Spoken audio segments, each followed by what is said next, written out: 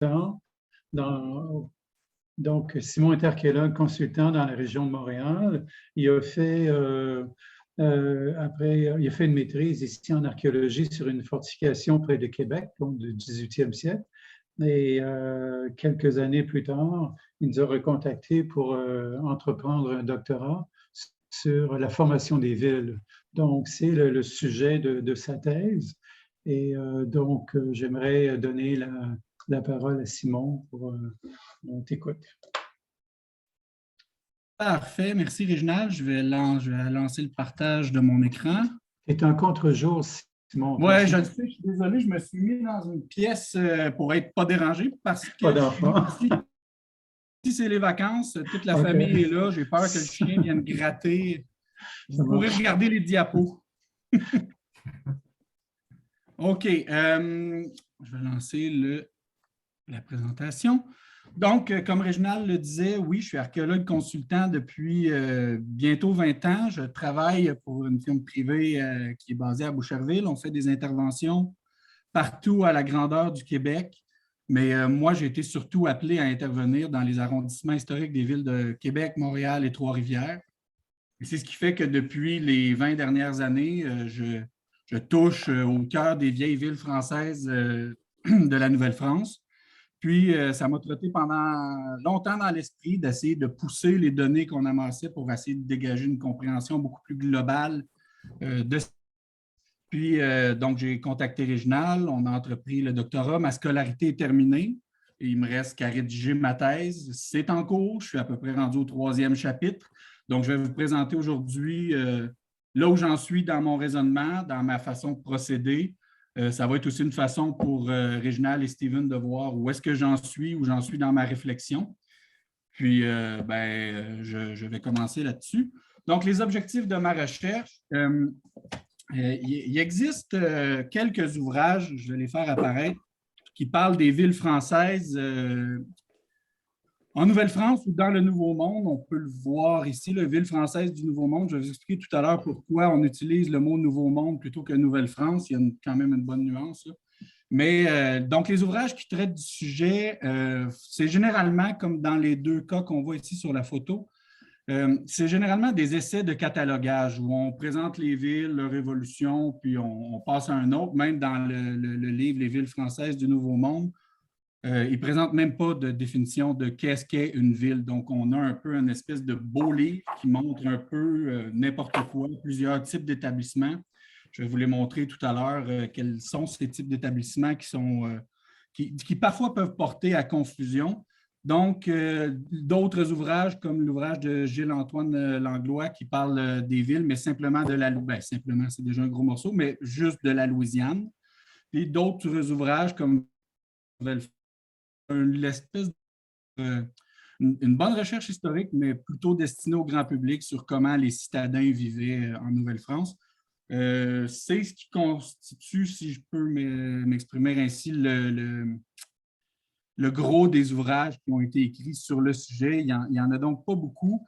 Évidemment, chaque ville, les villes vous allez voir tantôt, on va construire la ville ensemble, mais les villes de Montréal, Québec, la Nouvelle-Orléans, Louisbourg, il y a eu beaucoup, beaucoup d'études archéologiques et historiques sur ces villes-là, mais il y en a, à ma connaissance, aucune, sinon très, très peu, peut-être celle de Gilles-Antoine Langlois pour la Louisiane, qui font le lien entre les villes. Donc, l'étude d'un réseau urbain, comment ça se met en place et comment l'archéologie peut nous y répondre, parce que dans les 4 ouvrages qu'on voit ici, il n'y en a aucun qui parle d'archéologie. Donc, les objectifs de ma recherche à terme, là, ce que j'espère, ce serait donc de proposer une définition de ce qu'est une ville coloniale française en Amérique du Nord. Ça peut paraître banal, mais j'en ai trouvé aucune qui fait consensus. Les historiens ont la leur, les urbanistes ont la leur, ça ne fait pas consensus. On va y arriver plus tard dans la présentation. Donc, en proposant cette définition, c'est aussi de permettre d'identifier les villes françaises en Amérique du Nord en apportant une série de critères qui sont reconnaissables, je dirais, par plusieurs spécialistes, mais surtout qui répondraient d'abord aux besoins des archéologues. Ensuite, de dégager une compréhension holistique du réseau urbain de la Nouvelle-France, donc comment le réseau s'est mis en place et quelles étaient les interactions entre les différentes villes. Je vise aussi à appliquer pour la première fois la démarche écosystémique à l'ensemble d'un réseau urbain. À ma connaissance, ça n'a jamais été fait d'ailleurs votre collaboration. Si jamais vous en connaissez des études qui parlent d'un réseau urbain, que ce soit pour la Rome antique ou n'importe quoi, ça pourrait peut-être m'aider parce que j'ai l'impression que c'est une approche qui est comme un peu passée sous le radar, mais c'est tellement parfait comme méthode d'analyse pour un réseau urbain. Vous allez le voir, je vais l'expliquer à la fin, mais ça répond à plusieurs critères de l'archéologie. Mon avant-dernier point, ce serait de présenter une synthèse des données archéologiques accumulées jusqu'à présent concernant les villes qui ont été sélectionnées, puis de vérifier si les données archéologiques permettent de mieux comprendre si les données archéologiques reflètent les rôles de chacune des villes que je vais vous montrer tout à l'heure. Et si les données archéologiques ne permettraient pas aussi peut-être éventuellement de détecter des rôles qu'on ne s'attendait pas à ce que les villes aient parce qu'elles ne sont pas mentionnées dans la documentation historique. Et voilà, donc je commence par situer mon sujet dans l'espace. La Nouvelle-France, ça peut paraître banal, mais je pense que ça va vous aider à expliquer un peu comment je bâtis mon échantillon de villes. Vous voyez la carte de toute l'Amérique coloniale française, excluant bien sûr tout ce qui se trouve au sud du tropique du Cancer, donc la Guyane, les îles du Vent et Saint-Domingue. La Nouvelle-France, c'est un ensemble qui est quand même assez unifié, mais au départ, donc la première mention de la Nouvelle-France remonte à 1529, mais c'est une réalité qui est uniquement sur une carte, en fait. C'est qu'à la fin du 15e siècle, les grandes puissances espagnoles et portugaises se partageaient les terres découvertes par Christophe Colomb, surtout les terres qui ont été découvertes en Amérique du Sud. Et c'est le pape, par des bulles, qui partageait les terres entre les différents royaumes catholiques. Et évidemment, ça a chatouillé le roi de France, qui se sentait un peu exclu. Et l'abbé espèce d'entente à l'effet que bon, l'Espagne et le Portugal se sont partagés l'Amérique du Sud, mais toutes les terres qui seront découvertes à l'avenir, eh bien, elles appartiendront à qui veut bien les découvrir. Et c'est pour ça donc que les premiers voyages vont arriver quelques années après. Donc, les premiers voyages de pas de Christophe Colomb, de Jacques Cartier en 1534 et ensuite les premières tentatives de colonisation. Charlebourg-Royal, François Roy, alors que Jacques Cartier est accompagné par Roberval, Fort-Caroline. Ce sont des tentatives de colonisation, mais c'est surtout aussi des façons de vérifier s'il n'y avait pas des biens ou des ressources qui pouvaient être exploitées au profit du roi de France. Ça va mal se passer, surtout pour Charlebourg-Royal et François Roy. Et ça va prendre un certain temps avant que l'intérêt renaisse et ça va renaître avec les établissements commerciaux. Donc, le roi de France va accorder des exclusivités commerciales à des compagnies qui vont donc venir en Amérique fonder des colonies pour commerce des peaux surtout. Et en échange de quoi la couronne s'attendait à ce que les compagnies assurent le développement de ces colonies-là.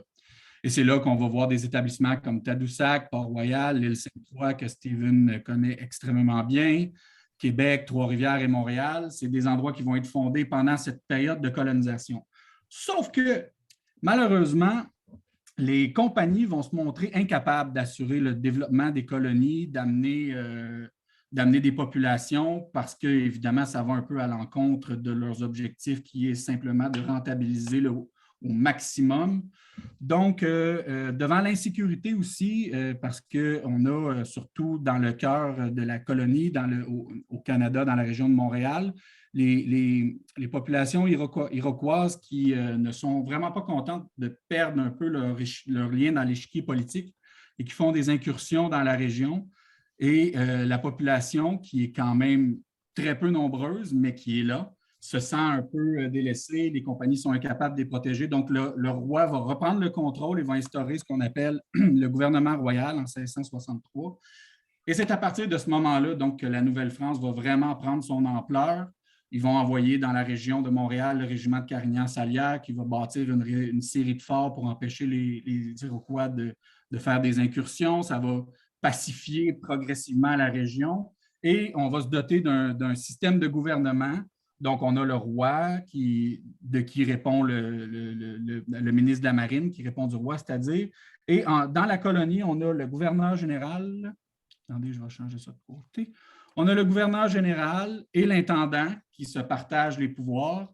Le gouverneur général étant, je ne sais pas, c'est un graphique que j'ai repris. Le gouverneur général devrait être plutôt au-dessus de l'intendant que latéralement. J'ai repris ce graphique-là sur Internet.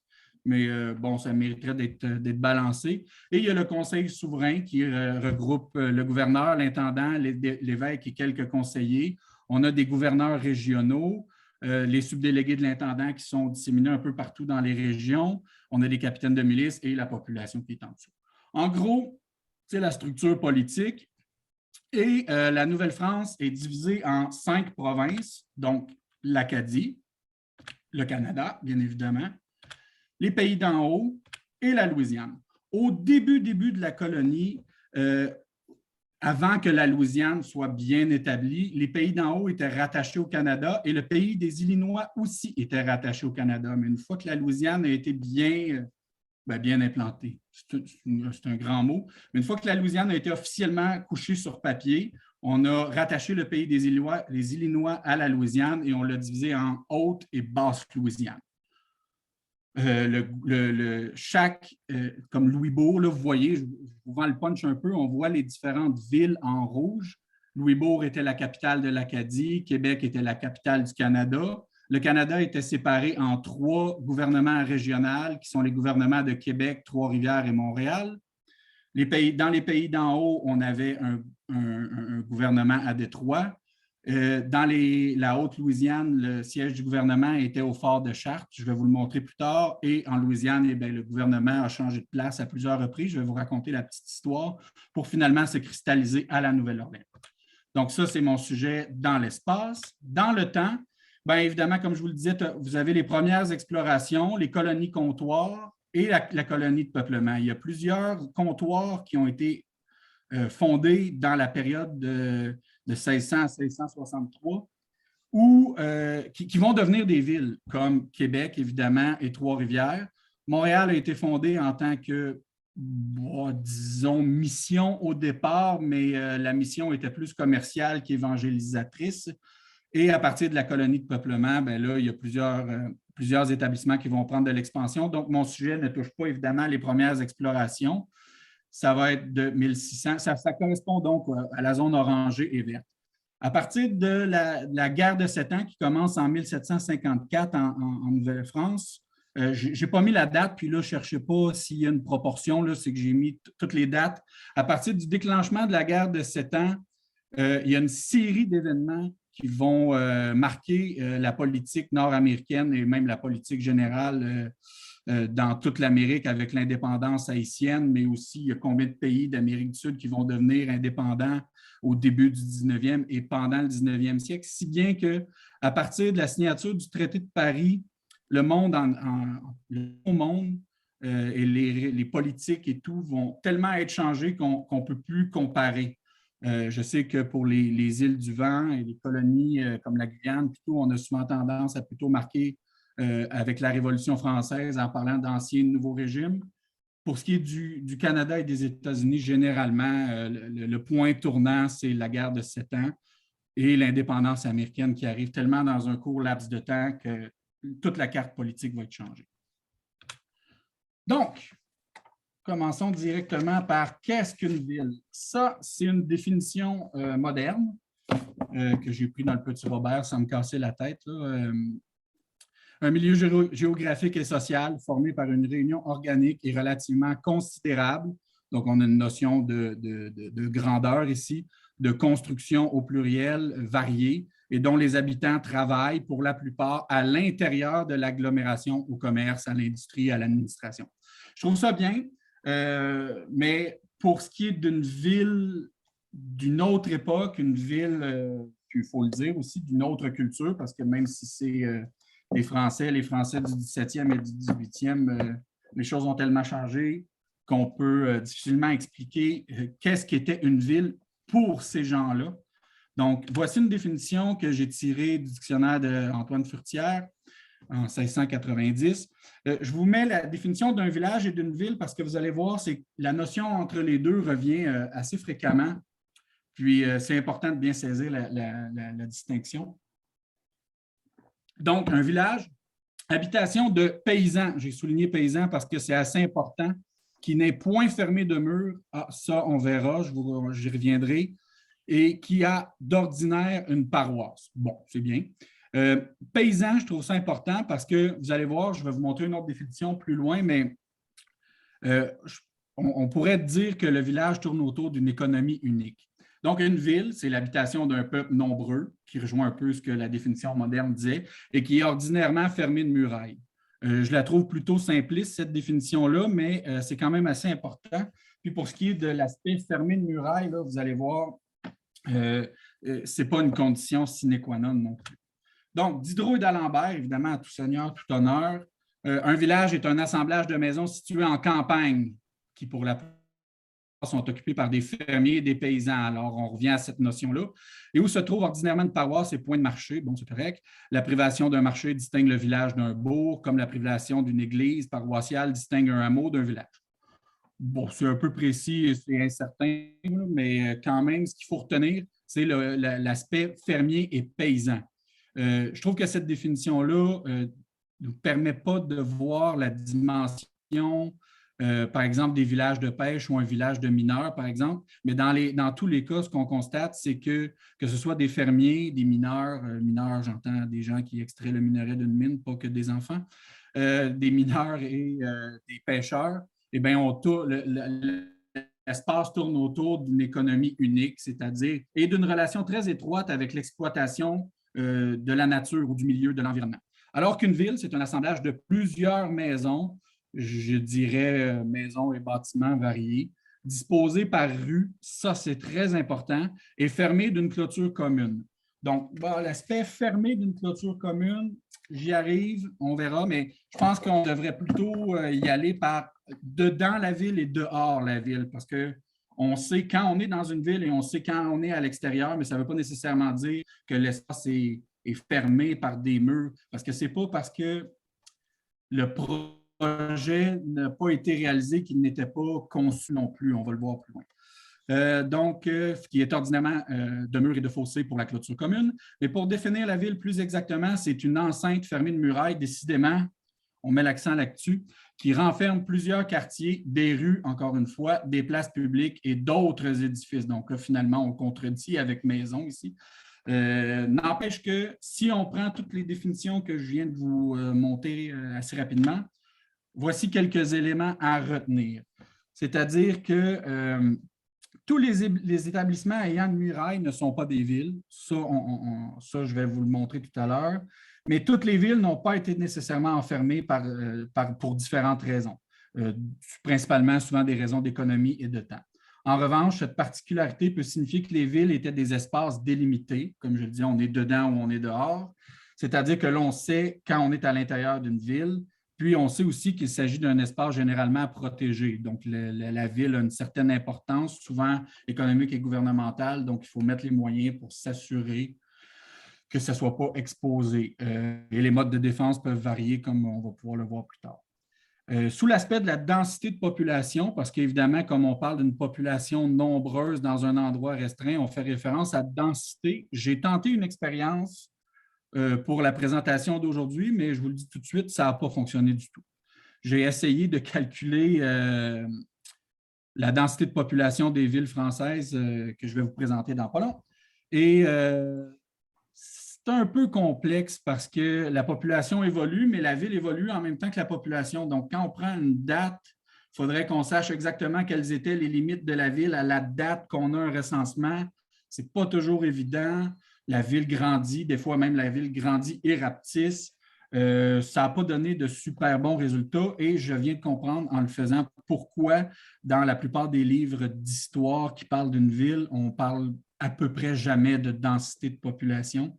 C'est, en tout cas, pour ceux que j'ai vus, peut-être que pour les villes en Europe, c'est complètement différent, mais en tout cas, pour les villes françaises d'Amérique, ça n'a pas fonctionné. Je vais commencer par vous montrer des endroits qui ne sont pas des villes. Ça peut paraître banal, mais ça va me permettre de construire avec vous un peu qu'est-ce qu'était une ville. Parce que je vais vous montrer qu'il y a des établissements militaires, des établissements religieux et des établissements civils, que sont les villages et les villes, mais que c'est surtout dans les villes qu'on va retrouver un regroupement de toutes ces fonctions. Ensuite, vous allez voir aussi quand l'échantillonnage de la façon dont mes villes vont être présentées. À la fin, je n'en retiens que 4 et c'est un hasard de l'histoire qui fait bien les choses. Les villes sont très bien réparties sur le territoire. Donc, j'ai préparé mes choses un peu de la même façon pour chaque établissement que je vais vous montrer, c'est-à-dire que j'ai choisi de vous mettre une image qui illustre bien ce qui était le poste avec la date de l'image. Je vous l'expose aussi sur la carte qui va revenir tout le temps. Parfois, j'avais de la difficulté à positionner les flèches, là, fait que vous me pardonnerez si ce n'est pas exactement au bon endroit. Pour vous illustrer l'étendue du territoire, je vous ai toujours donné la distance en kilomètres à partir de la capitale, Québec. C'est juste pour le plaisir. Là. Puis, quelques petits détails. Donc, pour le fort de Michilimackinac, qui a été fondé en 1715, vous pouvez voir, là, Michilimackinac était un poste de traite. Il y avait quelques familles qui habitaient là, qui étaient fermiers. On voit d'ailleurs un début de jardin en haut du plan. Il y avait quelques familles qui vivaient, mais on voit que les bâtiments sont généralement disposés autour d'une cour. Et là, on a une allée centrale qui pourrait rappeler une certaine forme de rue, mais on voit que le souci n'est pas là. Et à Michilimackinac aussi, une des choses qui est quand même assez importante, c'est que pendant l'été, il y avait quand même un bon bassin de population parce qu'il y avait beaucoup, beaucoup, beaucoup de voyageurs. Mais je viens de me rendre compte que je n'ai pas de chronomètre, je ne vois pas l'heure non plus sur mon écran, fait que je vais essayer de... Je vais prendre mon téléphone. Désolé. Donc, c'est ça pour Michel. Il y avait l'hiver à peu près pas de personnes qui décidaient de rester là. Et on avait remarqué aussi que le temps de croissance pour l'agriculture n'était pas suffisamment long pour y maintenir une population bien longtemps. Donc, Michilimackinac, c'est un poste de traite qui va avoir été très important au cours du régime français, mais qui ne deviendra jamais véritablement une ville. Ce ne sera pas long, je vais juste fermer ma sonnerie pour être certain qu'on... Donc, deuxième exemple, le fort de Chartres, que je vous parlais un petit peu plus tôt, qui était le siège du gouvernement de la Haute-Louisiane. Le fort de Chartres, c'est encore là, sans entrer dans les détails sur l'établissement. Le fort de Chartres, on voit que les bâtiments sont encore disposés tout autour d'une cour centrale. Donc, on peut difficilement encore là parler d'une ville. Il y avait une population de fermiers qui vivaient autour du fort et qui pouvaient entrer s'y réfugier en cas de besoin, mais encore là, on ne peut pas parler d'une ville, bien évidemment. Un autre exemple, le fort Chambly, qui est un des 5 forts qui a été érigé par le régiment Carignan-Sallière dans la région de Montréal, comme je vous parlais tout à l'heure. Encore là, dans ce cas-ci, les bâtiments n'ont pas été disposés comme on voit sur les autres parce que l'enceinte était un peu plus épaisse. Je ne sais pas si on le voit, en tout cas, ça le rend peut-être tout autour d'une cour centrale. Et il y avait une population encore là de fermiers qui vivaient autour. D'ailleurs, le fort Chambly va revenir un petit peu plus loin dans ma présentation parce qu'on a projeté d'y faire une ville et le projet n'a jamais vu le jour. Un autre fort, le fort Frontenac, encore là, les bâtiments sont disposés autour d'une cour centrale. On voit des jardins autour où on pouvait cultiver certaines denrées qui pouvaient subvenir aux besoins de la population, mais on ne pouvait pas soutenir une population bien longtemps sans un approvisionnement qui vienne de l'extérieur. Les missions, je vais y aller rapidement pour avoir plus de temps pour vous parler des vraies villes. Les missions, c'est très varié pour les missions, mais on a, par exemple, ici un enclos qui était l'enclos des religieux où on a l'église et leur maison, puis les villages des domiciliés qui étaient autour. Ici, l'auteur du plan a voulu nous montrer 3 villages de 3 différentes nations autochtones qui étaient évangélisés à cette seigneurie-là, qui est la mission du lac des Deux-Montagnes. Aujourd'hui, dans la municipalité d'Oka, tout près de Montréal. Ici, un autre qui est très importante, une mission très importante pour la Nouvelle-France, qui a fait l'objet de nombreuses interventions archéologiques. C'est la mission de Sainte-Marie-aux-Hurons, qui est en Ontario. Le village, après les fouilles archéologiques, la mission, après les fouilles archéologiques, a été reconstituée. On voit, c'est le périmètre qui est ici. On a un méga centre d'interprétation et un magnifique stationnement à l'avant, parce qu'aujourd'hui, on peut aller le visiter. Mais voici une photo aérienne là, du secteur. La partie qu'on voit ici, ce serait cette portion-là, où on voit encore que les bâtiments sont disposés un peu de façon empirique, sans ordre apparent. On a surtout des religieux qui habitent à cet endroit-là, qui sont là pour évangéliser les Autochtones qui, eux, vivaient en marge et ou dans le fort, dépendamment des saisons. Les villages. Les villages en Nouvelle-France sont généralement disposés le long d'un rang, qui est l'unité de peuplement. Un noyau villageois s'établit généralement autour du moulin et du manoir seigneurial et de l'église. Mais les habitants résident sur leurs terres, les maisons sont généralement séparées, je l'ai noté ici, environ de 500 mètres ou à 500 mètres entre les maisons, dépendamment de la longueur des terres. Ce n'est pas vraiment important. Mais ce qui est important, par contre, c'est que pour défendre les villages, juste avant d'arriver à la défense des villages, ici, je vais vous montrer une autre forme d'un autre village qui vivait, lui, de l'économie du tabac, qui est à Natchez, au Missouri, au Mississippi. Et on voyait un fort ici. En haut, ici, on a l'enclos du directeur de l'établissement. On a les champs un peu partout, puis quelques maisons. Bon, la carte est un peu fantaisiste, mais ça vous montre un peu que, dépendamment de l'économie du village, eh bien, on a différents modes d'occupation du territoire.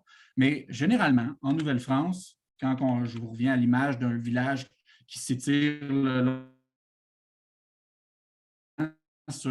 entre environ, dépendamment qui ont été concédés, entre 5 et 15 kilomètres, les seigneurs étaient tenus devaient tenir feu et lieu, c'est-à-dire qu'ils devaient offrir un moulin pour que les habitants aillent moudre le grain, mais aussi offrir une protection aux résidents de leur seigneurie.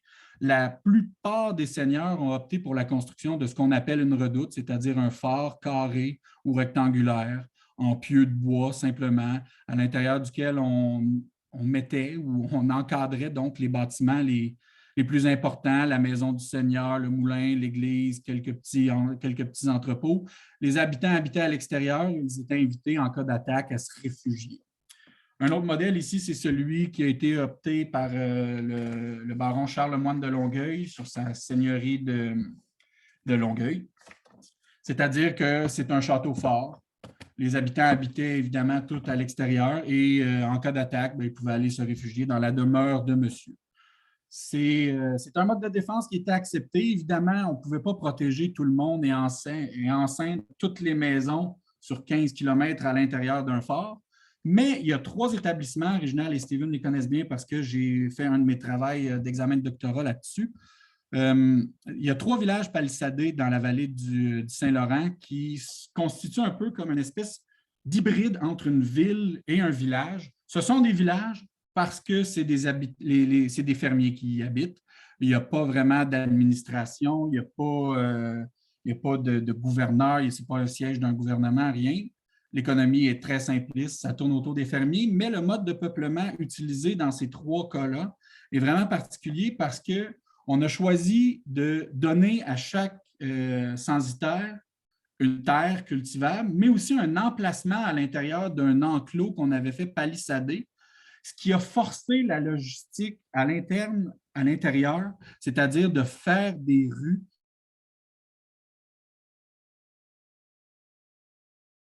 faites par un historien amateur. Donc, je ne sais pas pourquoi la palissade flotte et le moulin est dans l'eau. Je pense que ce qu'il voulait représenter, c'est que la berge d'aujourd'hui, qui serait celle-là, a beaucoup reculé par rapport à celle de l'époque. Donc, la palissade, elle ne volait pas à l'époque, mais c'est un détail qui n'est pas important.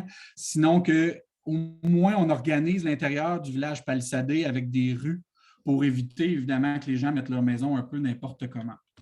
On a un autre exemple ici à la Prairie. Donc, ce qui est en jaune, c'est un projet qui a été plus ou moins réalisé. Ce qui est en fin trait ici, c'est la palissade qui existait et les maisons, on voit, qui sont disposées suivant approximativement une trame de rue, mais il y a certains bâtiments qui entrent en conflit avec le projet de rue qui a été proposé et ça a été rectifié. Puis, ce qui fait qu'aujourd'hui, pour les 3 villages que sont la Pointe-aux-Trembles, les rues de l'époque existent encore dans les villages. Aujourd'hui, c'est rendu des banlieues de Montréal. Je vous les montre sur une carte. On a Pointe-aux-Trembles, Boucherville et La Prairie ici, qui montrent les trames de rue existent encore, mais c'est des banlieues et dans les 3 cas, c'est des sites archéologiques quand même assez importants. Donc, on a ici des formes hybrides, mais encore là, on ne peut pas parler de ville à cause de l'économie et de la variété de la population. Donc, je vous montre un exemple. Ce qui est particulièrement intéressant avec ces villages palissadés-là, c'est qu'on a des terrains. Chaque terrain correspond à une famille ou chaque famille était propriétaire d'un terrain. Donc, en faisant un calcul, en ayant en tête le nombre d'enfants par famille et le taux de mortalité infantile, j'ai été capable d'évaluer que dans le village de Boucherville, Pointe-aux-Trembles et La Prairie, on avait environ 200 à 300 personnes. Évidemment, ce n'est pas tout le monde qui habitait dans le village. À un moment donné, le nombre d'habitants étant plus grand, il y a plus de gens qui habitent encore à l'extérieur et ils pouvaient se réfugier à l'intérieur. Mais c'est le fun parce que ça nous donne une idée. Si ça, c'est des petits villages, ça nous donne une idée, une mesure de base du nombre de la population que devrait avoir une ville, entre guillemets. On a un exemple semblable à Vincennes, en Indiana. On a utilisé un mode de peuplement assez semblable, c'est-à-dire qu'on a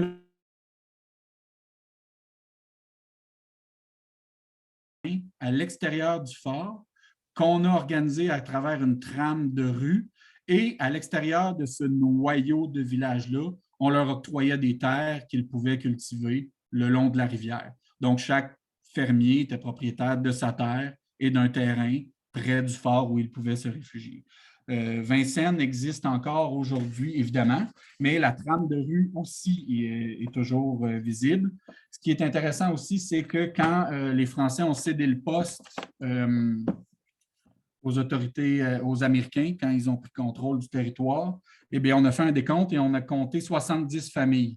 Je ne sais pas si on peut dire que les taux de mortalité infantile et les taux de fécondité en Indiana à l'époque étaient les mêmes que ceux dans le Canada. Probablement pas, mais si on s'en tient à peu près aux mêmes lignes, on peut considérer qu'à Vincennes, à la fin du régime français, on avait environ 483 individus, principalement donc des fermiers, encore une fois. Mais Vincennes étant avancé dans le cœur du continent, pardon, il y a pendant les saisons de traite des fourrures, l'été, il y avait quand même un commerce qui était assez florissant. Donc, on a une espèce de double fonction agricole et poste de traite à Vincennes. Là, on entre dans celles qu'on peut qualifier de villes. Donc, la première, c'est Mobile, en Alabama. J'attire par contre votre attention sur le plan ici.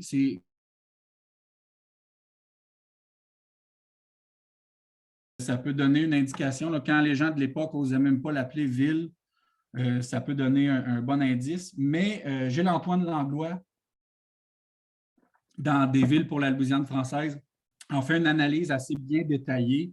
On voit ici le fort Condé et les habitations qui sont le long de la rivière, mais au fur et à mesure que la ville progresse, il semble se dessiner quelques 735 semblait trouver que ça s'en allait dans un axe un peu chaotique. Donc, il a essayé de régulariser la grille. Mais bon, comme je vais vous le montrer un peu plus loin, ça n'a pas vraiment été fait. Ce qui est important aussi de retenir, c'est que la population, on voit que c'est quand même assez, pas nettement supérieur à ce qu'on voyait à Vincennes, mais quand même supérieur. Mais il faut compter qu'il y a quand même beaucoup d'esclaves dans la ville, dans l'établissement de Mobile à cette époque-là. Ce qui témoigne un peu plus de l'économie de la région qui tournait autour, donc je l'ai noté ici, donc de l'agriculture, du commerce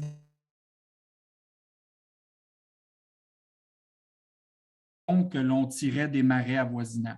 Donc là, on voit qu'on a une économie quand même un peu plus variée que simplement le commerce des fourrures ou l'agriculture. On a une mixité de genres, mais on a une population qui est quand même assez faible.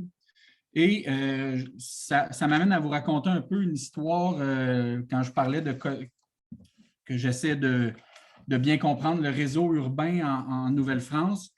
Pour ce qui est de la Louisiane, le réseau urbain n'a pas une histoire qui est un long fleuve tranquille. Il y a eu beaucoup de jeux politiques. Je vous explique ce que vous voyez là-dessus. Donc, à partir de 1682, René Robert Cavelier de La Salle remonte le Mississippi, découvre la région.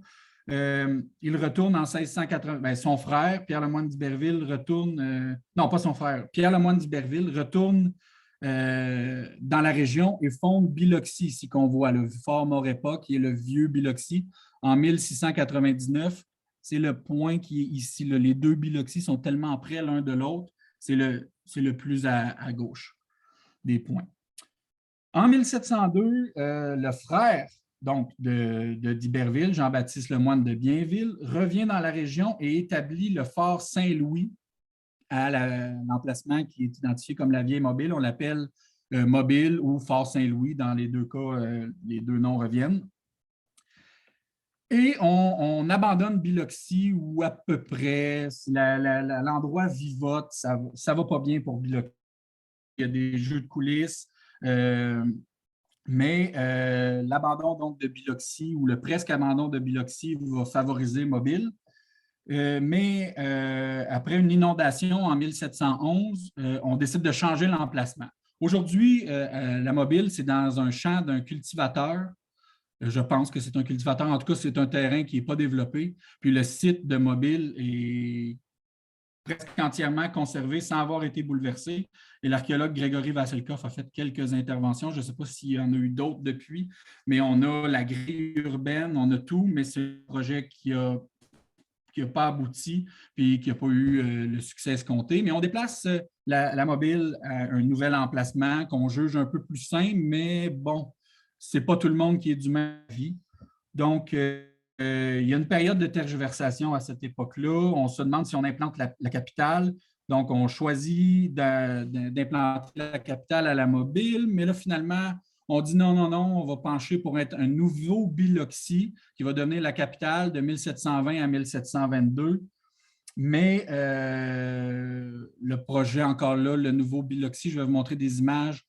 C'est un endroit qui est jugé malsain. On abandonne l'idée, puis on décide finalement de fixer la capitale à la Nouvelle-Orléans qui avait été établie 2 ans plus tôt. Puis à partir de ce moment-là, on ne reviendra pas en arrière. La capitale de la Louisiane, c'est la Nouvelle-Orléans. Mais je vous épargne les détails. Gilles-Antoine Langlois l'explique très bien. Je ne vais pas refaire la même histoire dans ma thèse de doctorat, mais c'est des jeux politiques, là, puis des jeux d'échiquier. Les dirigeants ne s'entendaient pas. Je te fais une faveur, tu m'en fais une. Les ingénieurs s'obstinaient les uns les autres pour savoir lequel était l'endroit le plus sain pour construire une ville. Et ça, c'est un projet qui a été couché sur papier assez spectaculaire. Pour la nouvelle Biloxi, qui avait été donc déplacée en 1720, on voulait faire une ville de cette ampleur-là. Et ça, c'est une image de ce que ça avait l'air, la nouvelle Biloxi, à la même époque. On parle plutôt d'un camp où on fabriquait des canaux. C'est un poste, les gens y vivaient, mais on est loin de parler d'une ville encore. On n'a vraiment aucune forme définie ici. Là.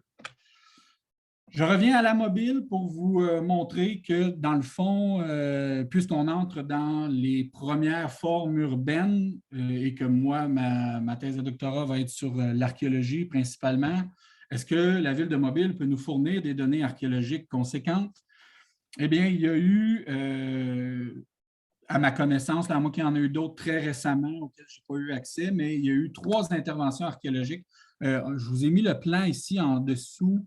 En 1763, ça, c'est quand les Américains ont pris possession des lieux. On voit que l'endroit n'a pas évolué tant que ça par rapport au plan que je vous montrais précédemment qui datait de 1735. On a le fort Condé qui est en plein centre. Aujourd'hui, c'est une magnifique bretelle d'autoroute.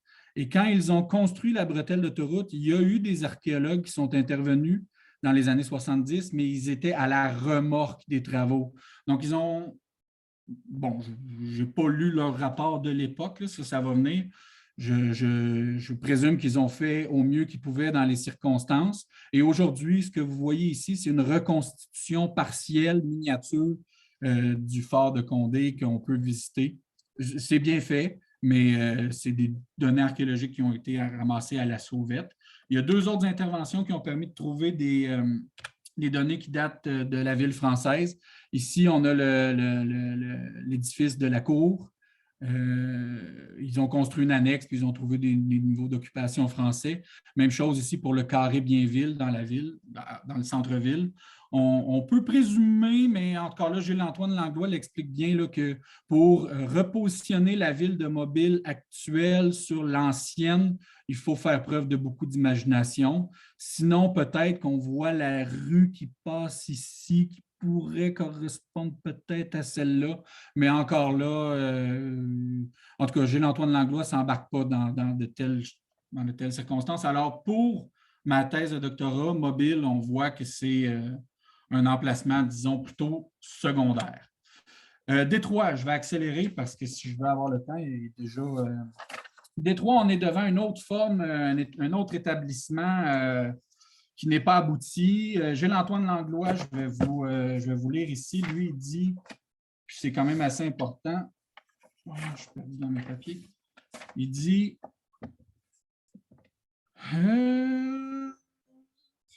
les Tonéida, là, il nomme des établissements. Les Tonéida, les Alimabons en sont restés au stade de premier carré de rondins de bois, tantôt fort isolés, tantôt d'habitations entourées de simples palissades, parfois aussi les deux. Nombre de postes français de la Louisiane ne connaîtront de la ville que son état embryonnaire, l'île Dauphine, la Balise, les Natchez, les Natchitoches, pour le Mississippi, Kaskaskia, Sainte-Geneviève et Détroit pour les Illinois, si on met à part le cas de Saint-Louis. Saint-Louis, je vous en parlerai à la fin si on a le temps, mais ça a été fondé après. Donc, pour Gilles-Antoine Langlois, Détroit, ce n'est pas une ville. Alors que pour l'historien Arthur Woodford, lui, il souligne qu'environ 60 ans après son établissement par Cadillac, Détroit était une ville française complète, socialement et sur le plan gouvernemental. Alors là, on a 2 individus qui ne s'entendent pas. Moi, ce que je vois, c'est quand même un établissement qui est fermé, où on voit clairement une trame de rue. On a une population qui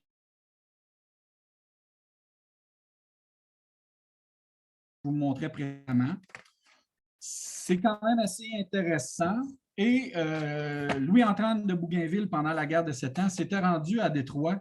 Et lui mentionnait ceci, puis je trouve ça quand même assez intéressant. Le Détroit est un poste digne d'attention. C'est l'entrepôt des forts du Sud qui communique aux Illinois. Les terres y sont fertiles et aisées à défricher. Le ciel est beau et serein. Bon, bien, il a aimé l'endroit. Un climat magnifique, presque point d'hiver, très peu de neige.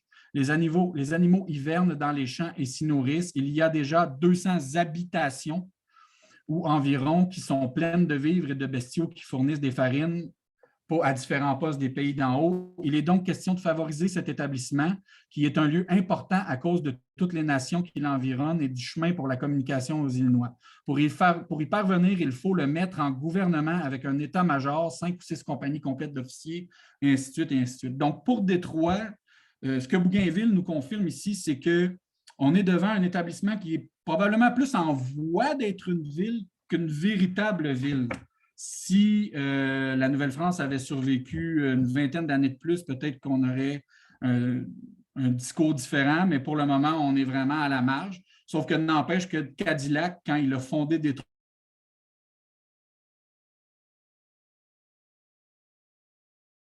pour l'archéologie, Détroit, vous voyez le fort ici qui est tout petit, mais on voit à quel point les terres sont dispersées autour.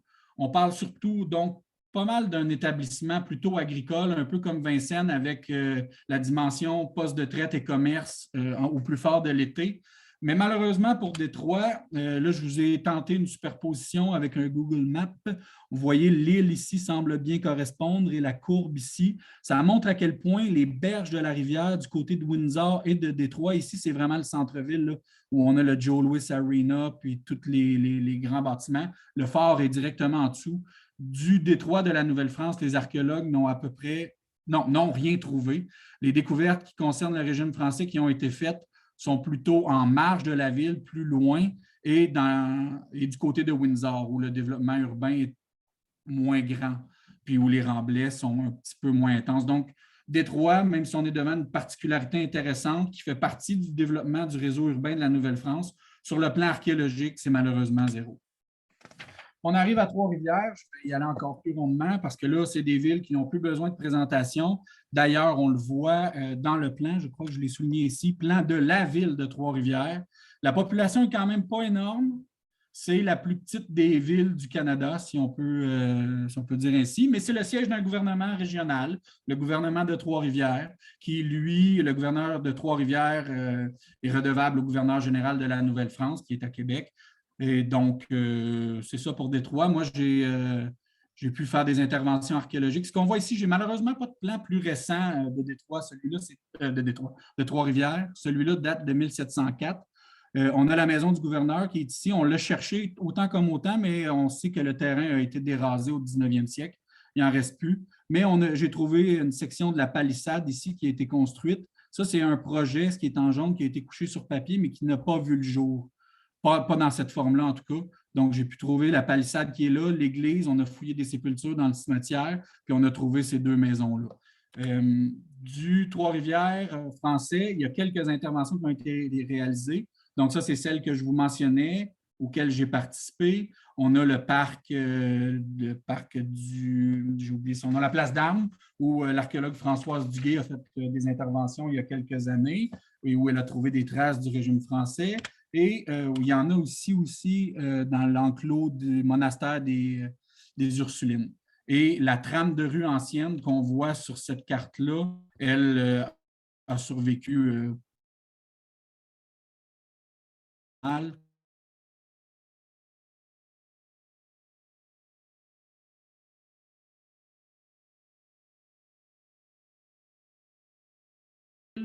Mais encore là, les données archéologiques sont plutôt anecdotiques et l'aspect ville, c'est, disons, très petite ville. Là, on entre dans le Big Four, les 4 villes les plus importantes de la Nouvelle-France. Évidemment, comme je vous le disais, la Nouvelle-Orléans, qui était la capitale de la Louisiane. Aujourd'hui, en fait,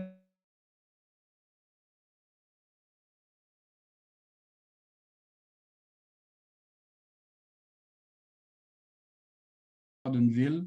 Aujourd'hui, la Nouvelle-Orléans, en fait, la Nouvelle-Orléans française, c'est un vieux carré, c'est un quartier historique, un historic district, et il y a eu plusieurs interventions archéologiques. Quand je vous parlais des plans avant d'arriver aux interventions archéologiques, ce qu'on voit ici, c'est un fossé qui faisait le tour de la ville, mais c'est tout ce qui a été fait, ou à peu près, avec une palissade à la fin du régime français pour ceinturer la ville. Mais ce n'est pas parce qu'on n'avait pas de projet. On a ici une forme assez farfelue avant l'établissement même de la ville, où on voulait en faire quelque chose d'assez spécial. D'autres projets qui ont été couchés sur papier ici en 1728, ici en 1730, qui est un projet quand même assez grandiose, impressionnant. Mais en 1731, on avait pu creuser le fossé qui ceinturait la ville à peu près jusqu'ici. On avait abandonné les travaux faute de main-d'œuvre et faute d'argent. Et c'est plus tard, pendant la guerre de 7 ans, qu'on va ceinturer la ville d'une palissade. Puis, sous le régime espagnol, la ville va se développer. L'archéologie à la Nouvelle-Orléans, il y a eu plusieurs interventions archéologiques, selon l'archéologue Shannon Lee Dalby de l'Université de Chicago, qui en a fait plusieurs elle-même dans le Vieux-Carré. C'est environ une centaine d'interventions, mais très peu d'entre elles ont généré des découvertes du régime français. Ça nous a amené quand même à certaines publications, des synthèses sur l'archéologie de la Nouvelle-Orléans. Les interventions les plus importantes, on a ici un cimetière de l'époque française où des sépultures d'Afro-Américains ont été trouvées. On a le jardin Saint-Antoine ou Saint Anthony's Garden, la maison Madame John's Legacy qui a généré des données sur le régime français et l'enclos du couvent des Ursulines. Mais il y en a d'autres, mais c'est des petites interventions puis elles sont plus difficiles d'accès. Louisbourg. Louisbourg, c'était la capitale de l'Acadie. C'est une des grandes villes aussi. Là, on voit là, à partir de la Nouvelle-Orléans, où on avait environ, je crois, je passe vite parce que je vois que je vais me manquer de temps, où on avait environ 1000 à 2000 individus. 1000 à 2000 individus. À Louisbourg, on est rendu là, dans des ligues un peu plus majeures. On a 4000 à 3000 individus. La ville remplaçait, parce qu'avant, l'Acadie regroupait Terre-Neuve aussi. On avait à Plaisance un petit poste français où on voit un fort avec des maisons établies le long de la Grève. C'était un village de pêcheurs, mais c'était la capitale de l'Acadie jusqu'au traité d'Utrecht où là, la Nouvelle-France, la France perd l'Acadie. On décide donc de changer la capitale de place. Donc, Plaisance n'aura jamais eu le temps d'être une ville. Et on choisit Louisbourg comme nouvelle capitale. L'archéologie à Louisbourg, c'est un échantillonnage exceptionnel parce que la ville a été abandonnée après la conquête. Donc, aujourd'hui, toute la partie qui a été fouillée correspond au corps de la ville et la partie fouillée a été reconstituée. Donc, ce qu'on voit ici, c'est la porte Frédéric qui correspond à cette porte-là. La rue qui est là, c'est la rue qui est devant la porte ici. Et on a reconstitué 3 ou 4 îlots, si on peut considérer que ça, c'est un îlot. On a reconstitué ça, ça, ça. Et le bastion qu'on voit ici, c'est le bastion du gouvernement avec la résidence du gouverneur qui était dans ce coin-là. Et pour le reste, quand on se promène à l'extérieur de la partie reconstituée, on voit les vestiges de tous les bâtiments. La ville est encore en place et l'économie était variée. Louisbourg était un port de pêche principalement, mais c'était aussi la première ville qu'on croisait après la longue traversée de l'Atlantique. Et c'est à cet endroit-là aussi qu'il s'échangeait une grande quantité de marchandises. Les bateaux étaient transbordés. Donc, Louisbourg, une ville importante. Ça a généré les nombreuses fouilles archéologiques qui ont été faites dans les années 60-70. Ah, puis aussi, quand on voit le plan, là, quand je disais que, quand je disais que c'est le plan de la ville de Louisbourg, quand les dessinateurs de l'époque osaient se prononcer eux-mêmes, c'est pas peu pour eux. Louisbourg a généré une quantité historique exceptionnelle, c'est d'accès pour moi. Et l'archéologue Paul-Gaston Langlais aussi, qui a fait une étude sur les modes de vie à Québec et Louisbourg, où il compare deux maisonnées de deux commerçants dans ces deux villes-là. Montréal, je vais y aller rapidement parce que Montréal n'a pas besoin de présentation. Montréal a été, on voit là que là, on tombe dans les lignes majeures pour ce qui est de la population à la fin du régime français. On a un grand nombre d'individus. La ville est quand même assez grande, bien régulière. Les rues, comme c'est le cas à la Nouvelle-Orléans, les rues de l'époque française sont encore là aujourd'hui. On a eu une quantité assez impressionnante d'interventions archéologiques à Montréal, des centaines. Ce qu'on voit sur la carte, c'est en bleu, ce sont tous des sites archéologiques qui ont fait l'objet d'interventions. Et en vert, c'est les limites de l'arrondissement historique. Donc, c'est impossible de creuser à Montréal sans être obligé de faire une panoplie de demandes de permis interminables. C'est la même chose pour Trois-Rivières. Donc, l'archéologie est quand même tenue un peu plus serrée, ce qui fait qu'on a une quantité de sites importants qui ont été fouillés pour le régime français. Dont le projet de réfection de la rue Saint-Paul, la chapelle Notre-Dame de Bon-Secours que j'ai fouillé moi-même et pour lequel on a une quantité de données assez impressionnante de l'époque. Et récemment, on a eu une magnifique publication, synthèse sur l'archéologie de la ville de Montréal qui va être un bon tremplin pour les données. Québec, évidemment, encore là, on est devant une population d'environ 8000 personnes. Pas besoin de présentation pour Québec. C'est une triple capitale, capitale de la Nouvelle-France, capitale du Canada, capitale de son gouvernement local. C'est une ville commerciale, un port important. Je vais y aller rapidement parce que je veux vous parler de la...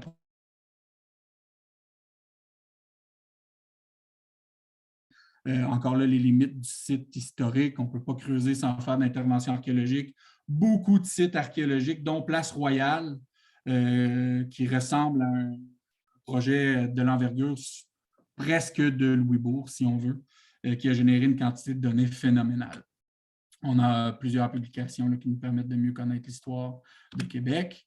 Et ce que je vous parlais tout à l'heure, mais là, je vais le passer très, très, très rapidement, à Chambly. À la fin en 1720, l'ingénieur Gaspard-Joseph Chauveau de Léry proposait de faire à Chambly, en reprenant le fort qui deviendrait une citadelle, proposait de faire une ville pour protéger et pour agrandir l'influence et couper les transports entre les colonies les colonies anglaises et le cœur de la Nouvelle-France.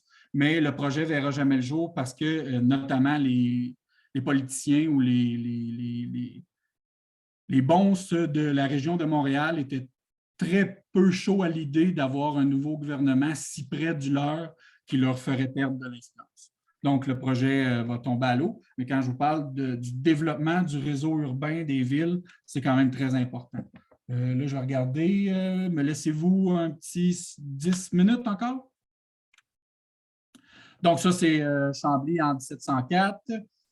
Bon, ici, on a les villes de la Nouvelle-France et c'est là que ça devient un peu rigolo, si vous voulez mon avis. Là. Vous voyez la population des villes de la Nouvelle-France comparée à des populations des villes de la Nouvelle-Angleterre.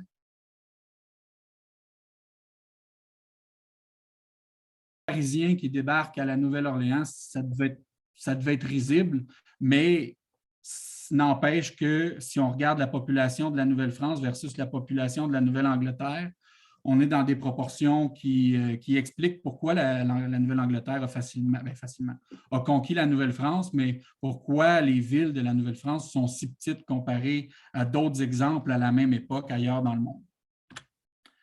Bon, comment on peut analyser ces interactions-là entre les villes? Parce que vous voyez là, ça couvre un vaste territoire. L'archéologue américain Charles E. Orser disait une question centrale est est-ce que les archéologues peuvent inventer des moyens de conceptualiser, je trouve ça bon, conceptualiser les interactions et les liens entre les sites de manière novatrice, au-delà de noter les artefacts similaires qui se trouvent à divers endroits. Je me propose, moi, d'utiliser l'archéologie, l'approche écosystémique. Je vais vous épargner tout ça. C'est qu'est-ce qu'un écosystème, blablabla, d'où ça vient. Je pensais avoir un peu plus de temps, mais c'est trop complexe là, pour la présentation d'aujourd'hui. Mais l'approche a été couchée sur papier par le sociologue Amos H. Hawley dans les années 80 et ça va trouver très peu écho en archéologie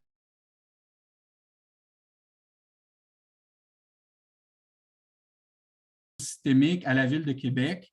Et en 2014, Marcel Moussette et Grégory Vasselkov vont remettre de l'avant cette approche-là en disant que c'est une bonne méthode pour comprendre les villes. Contrairement à l'archéologie du paysage, là, je vous ai mis un paysage. Un paysage, c'est fini d'un côté, c'est fini de l'autre, c'est fini devant, c'est fini derrière. Alors, comment comprendre une vaste étendue aussi grande que celle que moi, je me propose d'étudier? Eh bien, l'approche écosystémique nous permet de le faire. Bon, je vous épargne, la base d'un système, c'est les individus. Les individus se regroupent en unités. Les unités accomplissent différentes tâches. On va tout comprendre ça avec la dernière ou l'avant-dernière diapositive. Comme par exemple, on a des mineurs qui, chaque individu, regroupement de mineurs qui vont avoir comme rôle d'extraire le minerai. Eux, c'est leur rôle de leur unité dans l'écosystème. D'autres unités se chevauchent, s'entraident, s'entrecroisent pour former un système. Et l'écosystème, c'est l'intégration de ce système-là dans l'environnement. Donc, les individus accomplissent leurs tâches et dans l'environnement peuvent extraire les matériaux et l'environnement, bon, ça se compose de plusieurs milieux. Encore là, je vous épargne ça. La population extrait matière, combustible et aliments. On se transmet des connaissances d'un environnement à l'autre, d'un écosystème à l'autre. Et dans le temps, il faut du temps pour établir un système. Les systèmes peuvent évoluer et changer dans le temps, mais bon, encore là, je vais rapidement parce que l'essentiel qui est à retenir, c'est ça ici, les flux migratoires.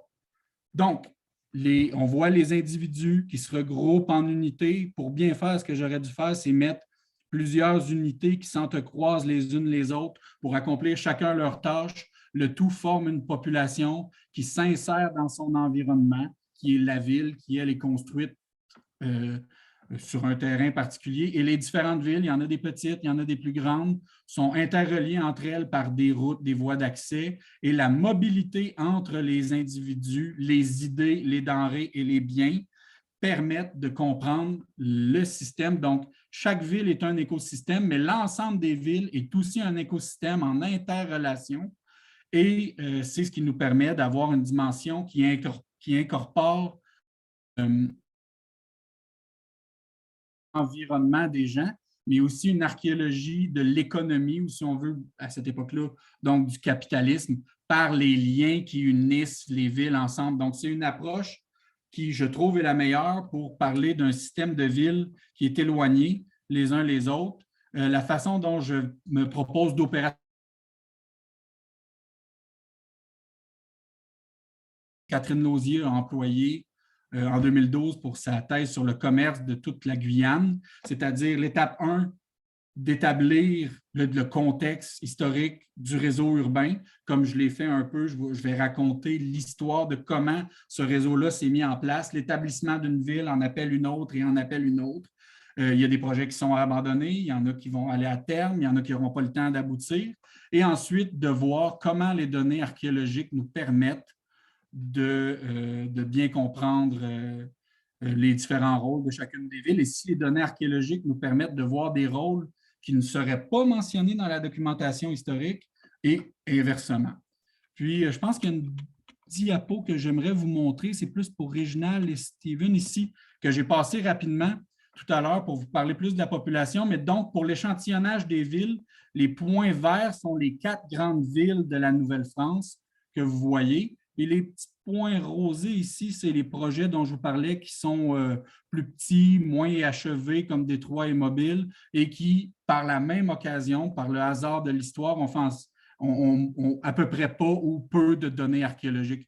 Donc, les 4 plus grandes villes qui sont les sièges de gouvernements régionaux sont les 4 qui ont le plus généré de données archéologiques, ce qui est quand même assez intéressant. Et la seule chose peut-être qu'on pourrait regretter, c'est que Détroit n'ait pas été un peu plus riche sur le plan archéologique. Comme ça, j'aurais un échantillonnage de villes qui couvrirait bien toute la présence française en Amérique du Nord. Mais bon, c'est le hasard qui a voulu ça. Donc, j'ai passé rapidement l'étude écosystémique. C'est très complexe, mais je pense que ce qui était le plus important, en tout cas pour les besoins de Réginald et Steven aujourd'hui, c'était surtout de voir comment les villes se répartissaient, comment mon échantillonnage de villes se construit. En fait, il se construit un peu de lui-même et comment je compte opérationnaliser les données, l'approche écosystémique avec les liens avec les différentes villes. Donc, ça fait assez longtemps que je parle. Merci beaucoup de m'avoir écouté. OK. Ben, merci beaucoup, Simon. C'est plus clair. Je vois un peu plus où est-ce que tu t'en vas. Puis, je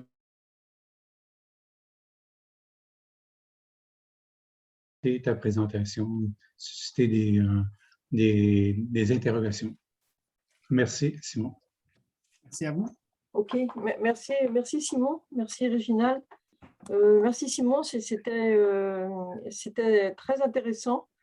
Et puis bon, ça me ramène dans un moment de ma vie professionnelle où, quand j'étais à l'université Rennes 2, on était en lien avec Trois-Rivières et donc j'ai beaucoup entendu les collègues modernistes traiter ces questions-là. Mais pas en archéologie, bien sûr, hein, je parle en histoire. Mais ça me ramène encore plus en arrière, à l'époque de ma formation dans les années 80. Et c'est ça que je voulais vous dire, Simon, qui me semblait important. C'est que toute cette discussion sur qu'est-ce qu'une ville à l'époque moderne a fait l'objet énormément de toute une historiographie. Et les collègues modernistes ont discuté de ça pendant presque 10 ans. Entre les années 1975 et je dirais les années 1985. Ils n'étaient évidemment pas d'accord entre eux, c'est assez amusant de voir ici réapparaître le sujet. Ce sur quoi ils étaient d'accord, ça je m'en rappelle très bien, moi à l'époque je passais l'agrégation et d'ailleurs j'en parlerai. C'était sur disons, en France de l'époque moderne. Ils étaient tous d'accord sur le fait qu'une ville, c'était 2000 habitants. Voilà, ça, je m'en rappelle très, très bien. Pour le reste, fermé, close, pas close, c'était une discussion, enfin bref, tout était discuté. Il faut, pour ça, je pense que ça s'est quasiment clos par, ils ont mis cette question à un moment important. Dans le parcours initiatique des historiens en France, il y a de passer l'agrégation d'histoire. Et les questions histoire d'agrégation sont extrêmement importantes dans la formation des historiens en France. J'entends des historiens académiques. Et donc, ça s'est clos, toute cette discussion qui a bien duré 10 ans. Ça veut dire que pendant 10 ans, les historiens modernistes n'ont pas arrêté de travailler sur les villes. Hein, voilà. Et ça s'est clos par une question d'agrégation. Ma foi, j'ai passé l'agrégation à ce moment-là. Et donc,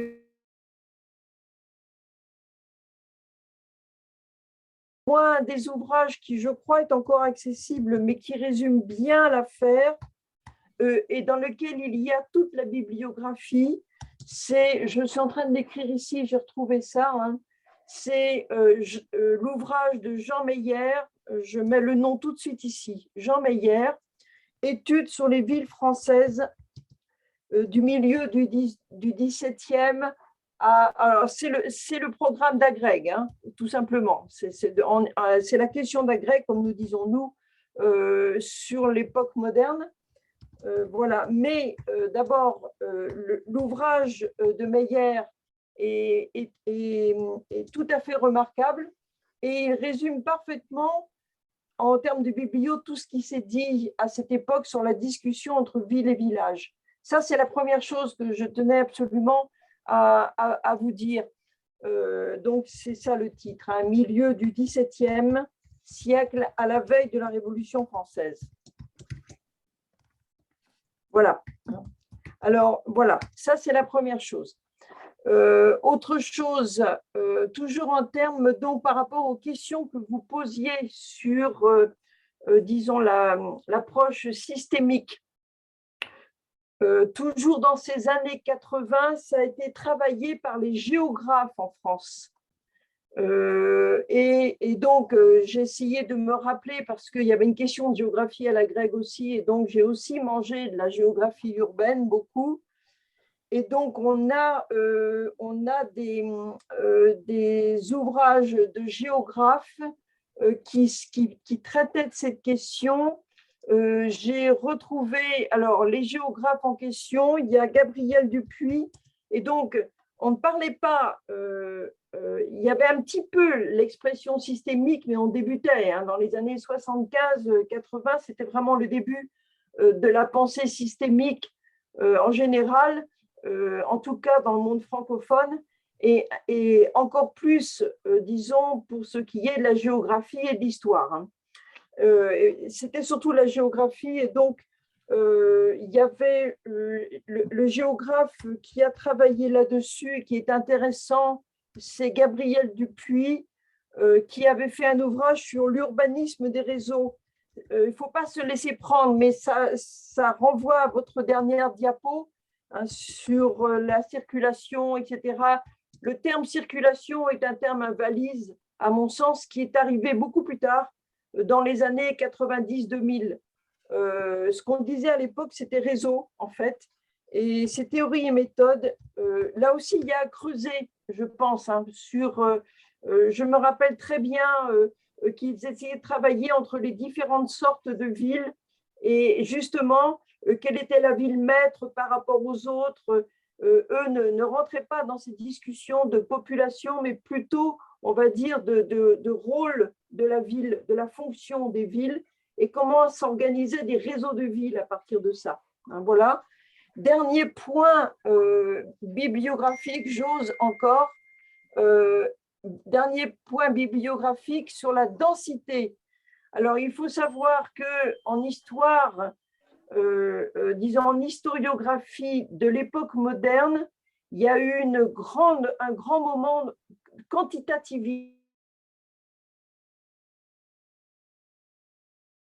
C'est complètement éteint dans les années 85-90 et qui a été remplacé par les études sur le sentiment, les couleurs, les odeurs, toutes ces choses-là, disons plutôt de l'histoire culturelle, mais dans les années 70, on était dans l'histoire quantitative pure et dure. Et donc, j'ai retrouvé, parce que je m'en rappelais, je savais que ça existait. Vous avez il faut donc là, les mots-clés pour la recherche, c'est démographie urbaine du XVIIIe siècle, on va dire, hein, pour retrouver ces recherches qui ont été faites sur la ville, les recherches quantitatives. Et vous avez un article de François de Dainville qui a été fait dans les années, la fin des années 50. C'était pas si loin que ça, hein, dans les années 80, les années 50. On parle des choses qui se sont passées qui ne sont plus lues, hein, plus personne ne s'occupe de ça maintenant en France, en histoire, dans la revue Population et qui s'appelle Grandeur et population des villes au XVIIIe siècle. C'est disponible, hein, c'est sur Percé. Et vous avez un calcul des densités des villes du XVIIIe siècle. Pour la France? Oui, c'est ça. Je ne connais pas l'historiographie du Québec, il faut me pardonner. Oui. Bien sûr, je parle pour la France, hein, mais ça peut vous donner des indications. Oui. Hein, voilà. Sur la manière dont il faisait, vous allez voir, c'est vraiment du quantitatif pur et dur, comme on en faisait quand j'ai commencé mes études d'histoire, et qui ne se font plus du tout maintenant. Mais dans la revue Population et en tapant démographie urbaine, je pense que vous allez en trouver. Vous voyez, voilà. Il y en a pour le Québec. On a eu le même courant que vous mentionnez là, dans les années 70-80. J'en ai trouvé. Mais voilà. C'est assez hermétique un peu, là, puis ça donne des données. Puis ce que j'ai trouvé, pas pire, merci d'ailleurs, hein, pour tous les tuyaux, c'est vraiment intéressant. Mais je retiens quand vous disiez 2000 habitants, là, ce que je remarque, c'est que pour la Nouvelle-France, ça ne tiendrait pas la route. La population n'était pas assez nombreuse. Puis, de définir ce qu'est une ville pour la Nouvelle-France, j'ai lu beaucoup d'ouvrages qui ont été publiés sur la France, sur les États-Unis, sur l'Angleterre. Mais pour la Nouvelle-France, l'exercice n'avait jamais été tenté.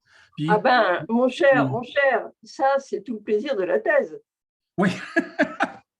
Oui, je sais, mais là, c'est que ça me remet tout en question. Là, en France, voilà. On a estimé 2000 habitants. Wow! Voilà. Alors, moi, je peux vous garantir que pour la France, ils étaient d'accord sur cette notion de 2000 habitants, mais dites, comme vous le dites, on est dans le contexte de la France et pas dans celui de la Nouvelle-France. Et donc, c'est à vous, en fait, si vous voulez, c'est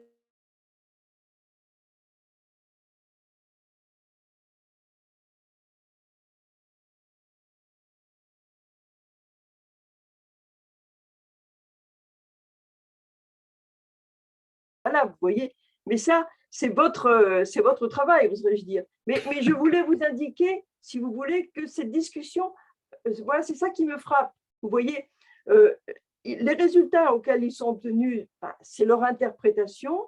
Ils l'ont fait dans les années 80 et c'est sur un pays.